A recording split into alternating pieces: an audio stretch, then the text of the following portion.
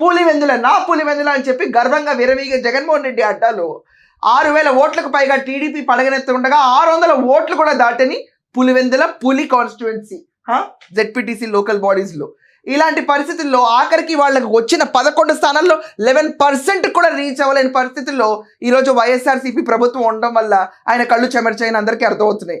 And ఇదంతా కాకుండా మనం చూసుకుంటే కనుక మొదటి రౌండ్ ఓటింగ్ ఒంటిమెట్లో కూడా క్లోజ్ అయింది. అండ్ ఒంటిమెట్లో చూసుకుంటే ఇప్పటికిప్పుడు అంతున్న న్యూస్ ప్రకారం ఫస్ట్ రౌండ్ ఒంటిమెట్లో వైసీపీ అభ్యర్థికి 1121 ఓట్స్ రాగా టీడీపీకి 4632 ఓట్స్, 4632 ఎక్కడ, దాని తర్వాత 1121 ఓట్లు ఎక్కడ. ఇది పరిస్థితి జగన్మోహన్ రెడ్డికి ఆఖరికి తన పులివెందుల్లో ఉన్న పరిస్థితి.